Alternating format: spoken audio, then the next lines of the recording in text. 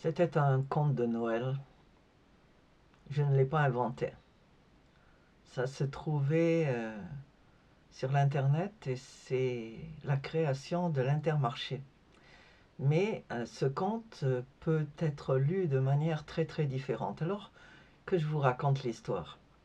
C'était la période de Noël. Les animaux étaient en famille, famille étendue. Ils multipliaient les bons repas. On les voyait à travers la vitre, vue de dehors. On les voyait parler, rire, euh, passer du bon temps. Mais au fond de la forêt, il y avait un loup. Et ce loup, lui, il était solitaire, tout seul, comme beaucoup de loups.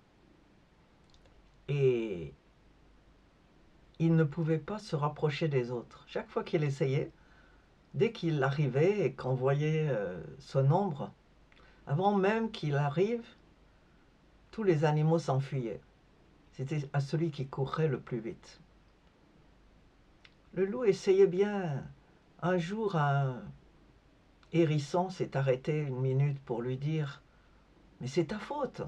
C'est ta faute si tu es tout seul. » Et le loup a dit « Ben, qu'est-ce que tu veux que je fasse ?» Il dit « Mais c'est ta faute.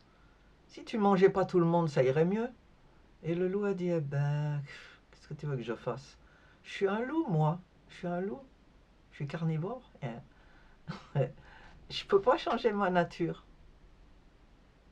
Et ça, c'est la première partie de l'histoire, bien sûr. Croyez-vous qu'on puisse changer de nature? Le proverbe dit « Chassez le naturel, il revient au galop. » Et donc, le loup était voué à rester tout seul. Et on peut comprendre que tout le monde ait peur de lui. Qui veut être mangé, à vrai dire? Alors ce loup avait reçu des conseils de certains animaux. On lui avait dit « Mais tu n'as qu'à te mettre aux légumes, hein?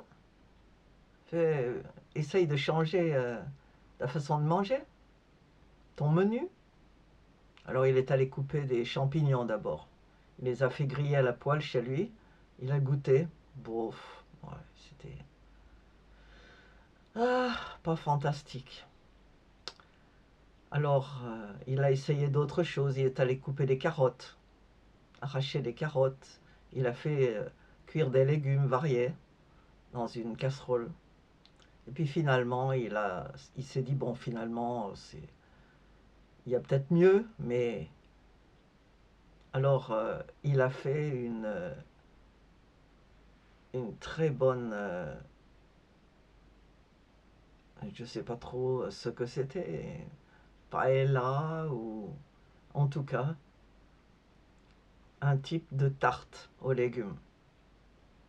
Et il est allé le présenter aux autres animaux qui étaient en train de fêter. Quand ils l'ont vu arriver, ils n'ont pas même regardé ce qu'il portait. Ils ont lâché tout ce qu'ils faisaient et ils se sont enfuis comme d'habitude. Mais un petit écureuil a décidé de tenter l'affaire parce qu'il avait déjà bavardé une fois avec le loup. Alors il s'est rapproché, il lui a dit « Bon, qu'est-ce que c'est ?» Le loup lui a donné un petit morceau de ce qu'il avait cuit. Et le petit écureuil a appelé les autres « Viens voir, il a changé, regarde !» Et donc finalement, tout le monde est devenu un copain avec le loup. Est-ce que cette histoire pourrait être réelle?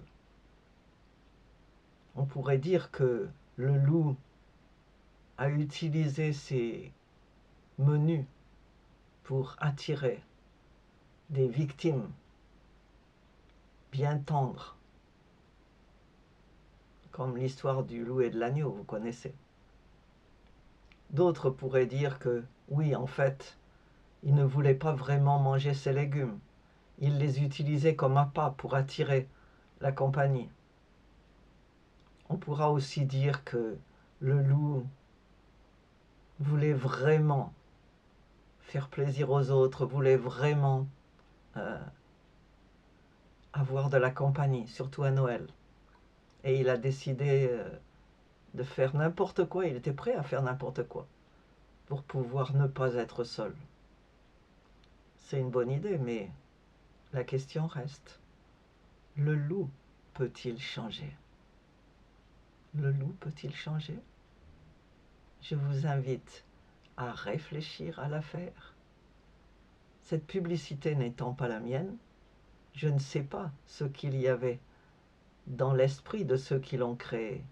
Il semble bien que ce soit une histoire de végétariens. Alors, en tout cas, bon appétit et surtout, bon repas de Noël.